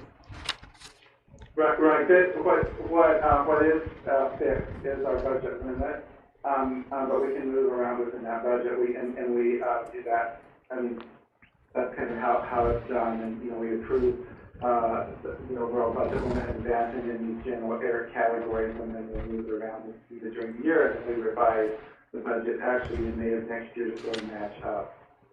Okay. the legislature is done, so they've set the revenue and everything, but it could still be adjusted depending on student population. But yeah, so the money basically has been set Okay. to But answer your COVID question. could also redo some things too. Yeah, stimulus so and I had a whatever else. question. You may or may not know the answer to this, Steve. What percent of our budget comes from federal money? Do you know? Well, I usually calculate that, but I don't happen to have it in front of me, but I can tell you, about, let's see. I'd say 400,000 is my guess. I think it's on the budget here. So it's about what our override is? About $650,000 is what we're planning on for federal money. Although the CARES Act money, Yeah, there it is. would add to that, so we're probably looking at closer to $750,000 or so. Number Okay. 3 on the budget. What percentage of our budget is that? I couldn't tell you. We'd have to do quick math. Like I said, I don't have it in front of me. About It's on 20, page 1, line 20? item roughly. 3. Okay. Well, I figure if you're Well, Yeah. 550, what, I can't hardly read it. Is the It's small. CARES thing state or federal? It sounds like it got put in federal, correct? Okay. I mean, the only reason, I think, so I'm not positive how that's gonna work, whether it's gonna come to the state or the Fed, that's why I was kind of edging on that. But our total aggregate budget is around $528 million, so, somewhere between 10 and 20%. Yeah. Okay. The reason why I ask is because threatening that if the state doesn't allow the schools to open, that the federal will just take their money away. And that's a chunk that would hit us. That will hit a lot of other Yeah, that would be districts harder than it That will hits us. us, Yes. yes. Doesn't- Yes. When you're drowning, it doesn't matter if somebody else is deeper. No, y'all drowning together. Yeah, if somebody's 10 feet under, you're It wouldn't sick. kill us. I don't think it would kill us. Steve might have a different opinion, but you know, it would definitely be some adjusting. Title I. I mean, we have employees funded from federal grants, but it's another reason to have, you know, a contingency fund or, you know, some room. Well, it's another reason why I hope that they let us make our own decisions per district, what we want to do. Because, I mean, life is different in various different parts of the state. They should be allowed to make their own decisions how they're going to do it. That's my opinion. I agree. We should be allowed to do what we see as best for our communities. Do we have any, are we ready to vote? Or any more comments? Myself, yes. Dayton? Yes. Rhonda? Yes, Eldon? Yes. Jeremy? Yes. Okay. I motion that we accept the 8B reopening school plan as presented. Okay. Second, I guess. I'll second it. Okay. So if we could, unless you have questions to start off, I'll point out just some important points, like the screen time estimated for that 1 week. You know, from kindergarten through 12th grade, we have, you know, starting with 20 minutes is what parents can expect, students can expect. Screen time, maxing out at 120 minutes for those in high school taking college. That includes like the NPC concurrent enrollment classes and all When that. does NPC start? So Same is what we're looking At at. the 10th? It's 10th, right, Mr. Miller? They just sent an email, but I think it was the 10th.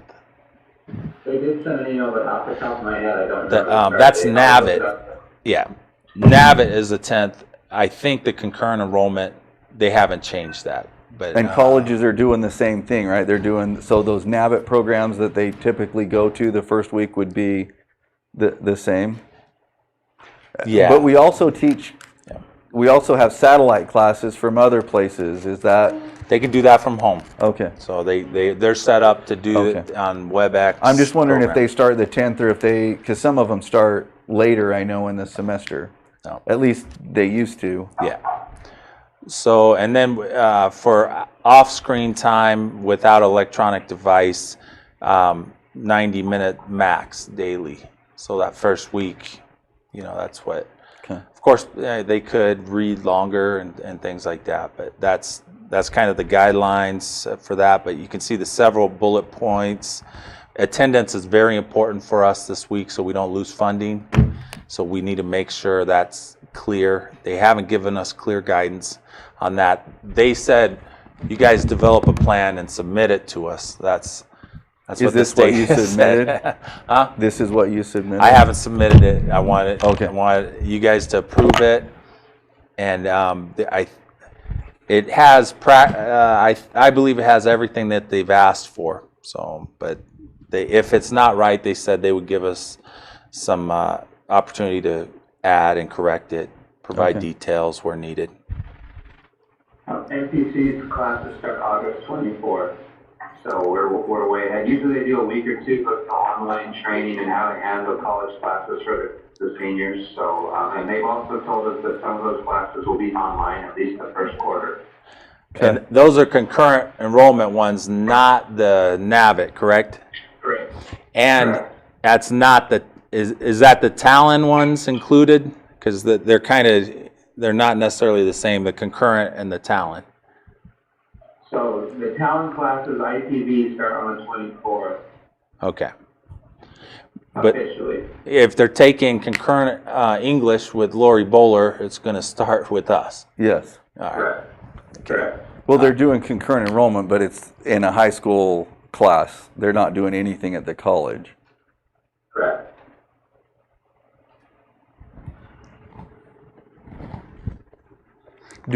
Will at least tentatively, is the NAVIC classes starting the same as far as the 17th? The NPC's the same guidelines that we are, they can't start till the 17th? Are they, and if it gets pushed back, will they get pushed back too? That is a good question, and I don't recall reading anything, Carson, on that. So let me look it up and I'll get you some more information on that. I believe that was an email. My sources tell me NPC is all online, so I don't think they're gonna really matter if the governor pushes in-person start date. He's talking NAVIT, like welding, like Cosmetology and central programs that are, off our campus.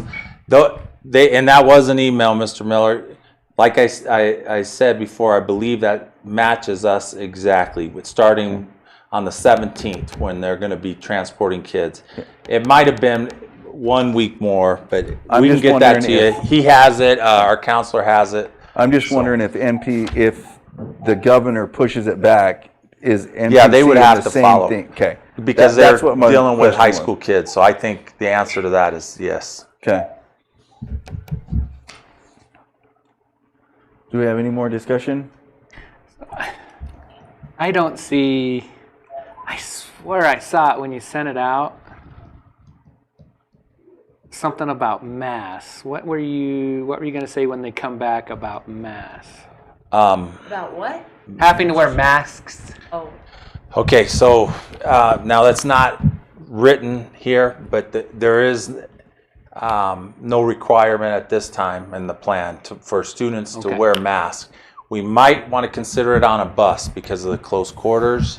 I don't know. I'd like to get some input from you guys on that. But if we have an employee who wants to wear masks, they'll be available. Students could wear masks, but there's going to be parameters, like in color. We don't want them putting inappropriate things on their mask, which, believe it or not, I could see that happening. Well, it would fall under clothing. Yeah, we want it to As be far very explicit, so there's no, so we would say, if you're going to wear, and we don't want it just to see, this is probably the principal talking at me here, but it could be a deal, all of a sudden on a testing day, they want to wear one, and then they don't. So we want to make sure that if they're going to wear a mask, it's consistent, and because we don't want to be fooled by somebody, trying to disguise themselves on a camera or to harass a teacher or,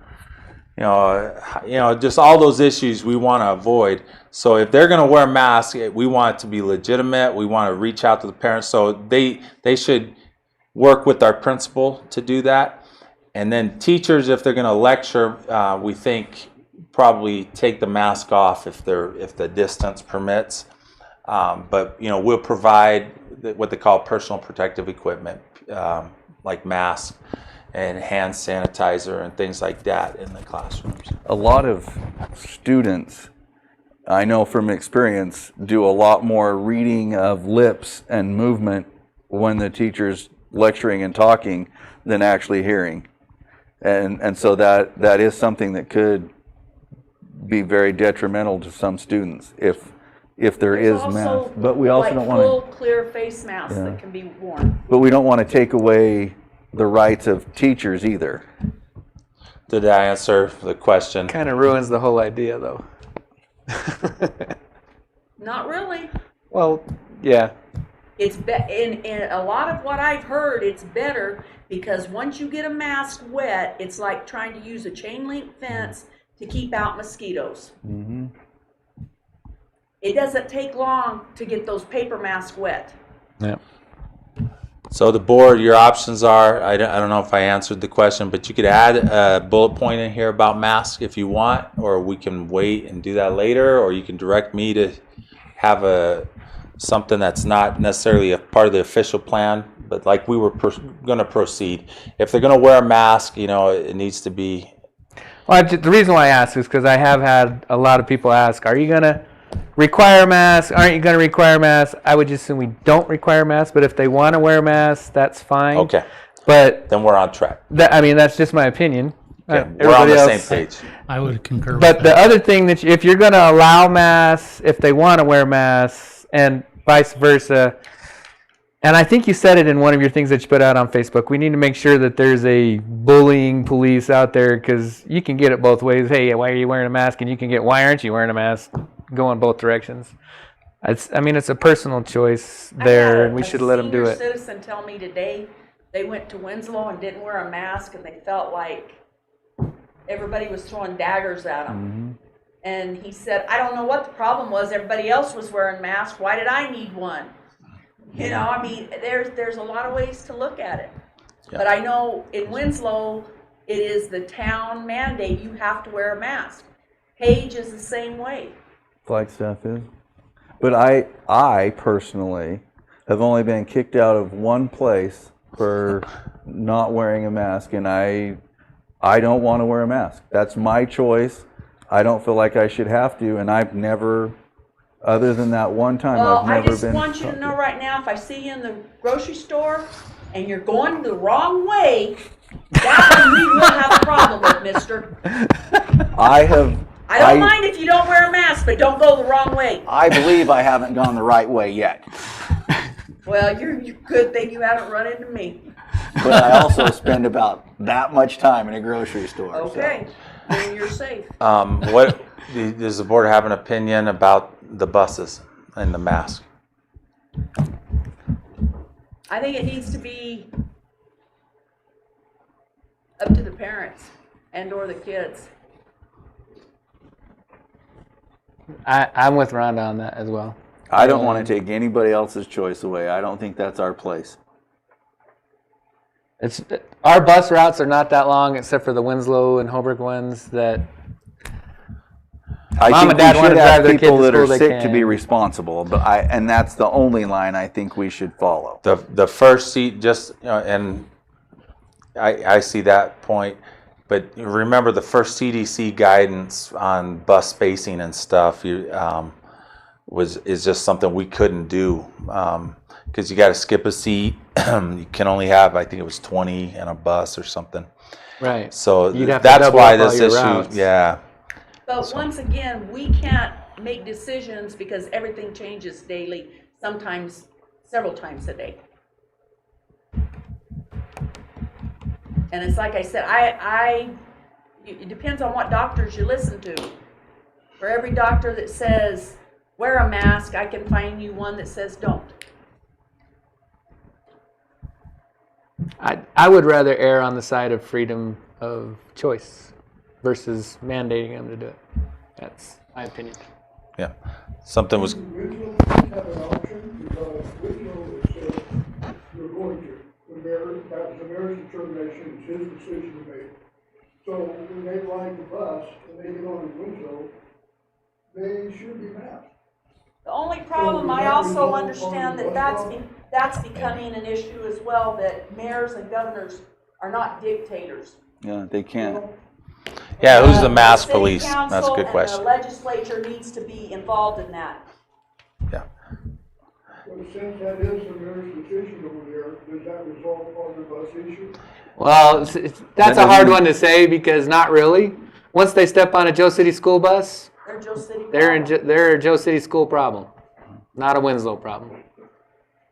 Or But we student. could also say that we respect his decision and Yeah. you do it, so. No, they can wear a mask if they want to. That's fine. That's why I'm asking. Yeah, no, they can definitely wear a mask if they want to.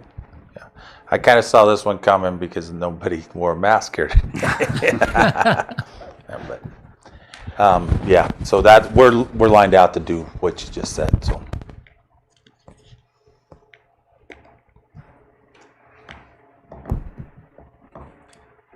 Never Any know, more you might gain discussion? students. we might lose some. You might We lose some, gain but some. you I might don't gain know. some. Who knows? If they don't have to wear a mask at Joseph City School, they might want to come. Did you hear that?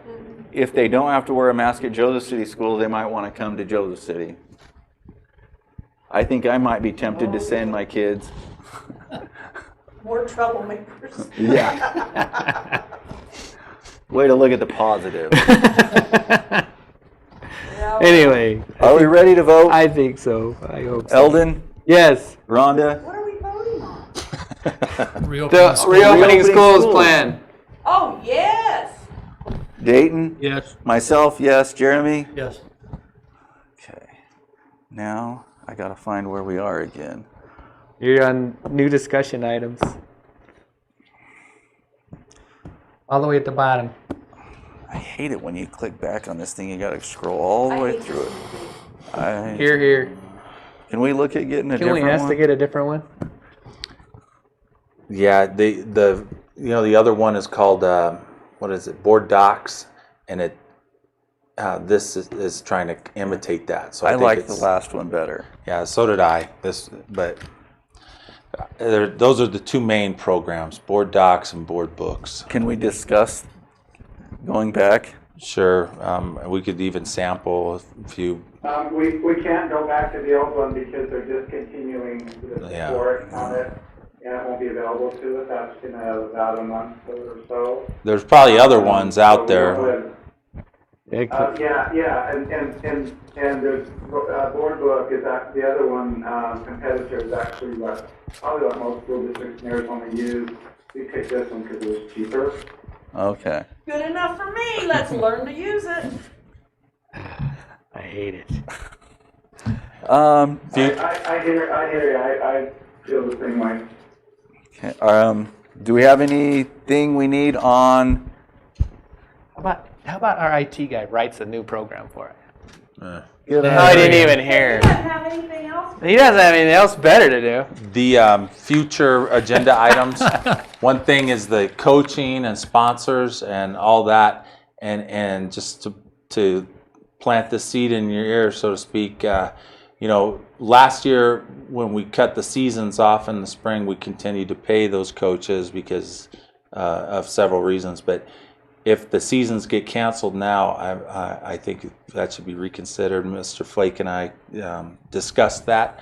So the coaches aren't all on here yet, but they will be the next meeting. So that's something that you need to start thinking about. Will we have lifeguards on the next meeting? Yes, and some There of was those will be lifeguards on this. approved prior to the meeting, and how we Yeah. set that up. So, but they need to get their talent, their application. So we're trying to teach them to, go through the process to get hired properly and all that. So, Right. Cool. So I didn't catch all that. Did you say that we're gonna go ahead and hire some coaches, and then if we don't have a season, we don't pay them? basically, Okay, I'm good with that. we would approve them, I guess, hire them. But if the With season never starts, With the amendment or whatever you wanna call it, the caveat that if there is no season, you're not getting paid. That's basically what I'm thinking. Of course, the board would need to vote on that. But who knows? By the next meeting, we may know We'll that know we're a not whole going to lot have more. any fall season, so we wouldn't approve them. So does that make sense to everyone? We'll just wait and see.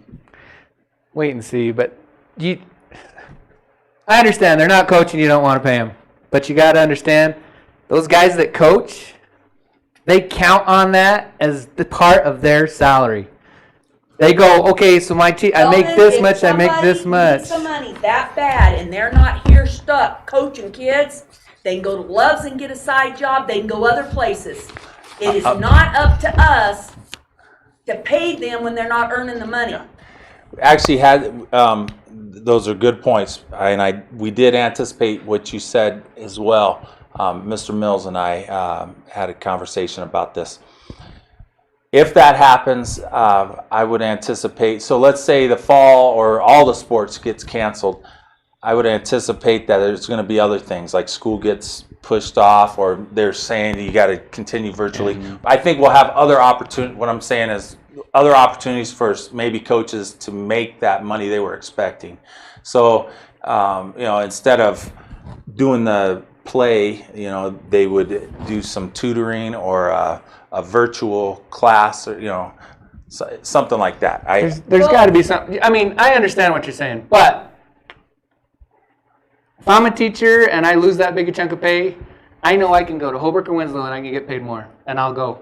I'm gone. I'm just saying I would, and I know teachers that will do that. I get what you're saying, but we have to answer to the voters out there. I agree. We are here representing them. Yes, the children are number one. The staff is number two, but we owe the community. And when it comes to I stuff agree. like that, if we give people money for something they're not doing, we're breaking the law. What are, no, wait, Yeah, we I are. didn't say we're not gonna not have them do anything. Right. What are you gonna do with the money? Because now we're just gonna put it in reserve? So we're not gonna pay these people, they're taking a huge cut, we're just gonna stick it I in don't reserve? have a problem with them doing something else to earn the money. Okay, But that's what we're I'm talking saying about. is we cannot pay people for Right. not working. That I is agree. illegal. I agree, but we can find things for them to do. As long If as they they're want willing to to. do what we need them to do. It may be washing walls. No, I think most of them would. I would when I was coaching. I'm just saying we can't just Well, go it depends take on that whether money away and see they it. need that money or not. But I do think it needs to be an option thing. If you Trust me, need if you're that, coaching, you need the money. I disagree. I coached many years and never got paid a dime. I'm Or they coaching a lot of still years get and not getting paid a dime Okay, too. so But if don't you're a make it sound that way. if you're a teacher and you're coaching, you probably Well, need if the money. money's that important to them, they need to do what you did and go to work somewhere else. But Troy is going away. Exactly. Rhonda, I agree. You can say that, but you're going to lose a lot of good teachers when you do that. If you don't like the money, go somewhere else. Then a lot of good teachers go somewhere else. Well, I'm just saying I'm not going to break the law. to I'm keep not that teacher suggesting here. we break the law. I'm saying we still need to worry about we do need to look at things. take yes. into consideration that, okay, fine, I'm not going to pay him to be a football coach, but I can find something else that he can do that gets him a stipend the same amount he would have get as a football coach. That's what I'm saying. Because we're going to pay the money anyway.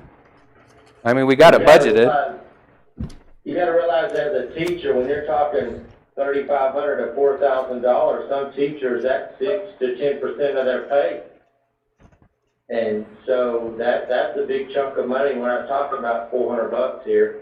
So I think it would be advantageous for us and the employee if we could find something that they could do that would benefit the students, would be helpful to both parties. I'm sure there are things we can find to do. I would hope so. Yeah, I'm not advocating, well, you're a coach, we're just giving you money for doing nothing. No. We can find something for them to do. We don't just cut them. Yeah, one of the reasons I just said that, I want the coaches not to have a false sense of expectation, you know. Mr. Miller, Mr. Fisher, they're going to make sure that's communicated clearly.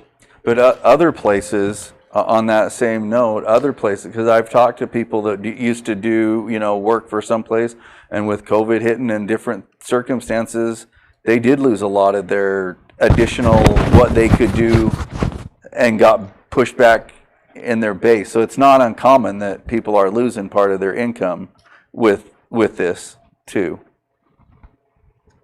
which is sad, but life is different now. Mm-hmm. Is there anything else we need to anticipate for the next meeting? Just a note that I may be out of line, but the word of mouth travels very fast.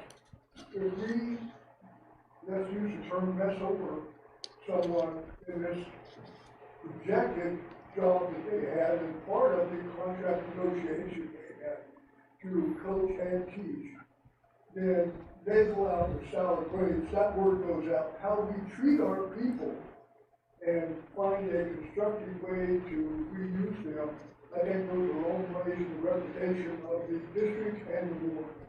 So I think finding a separate medium for them to do something enhances the reputation of the school and the board that we look out for our people.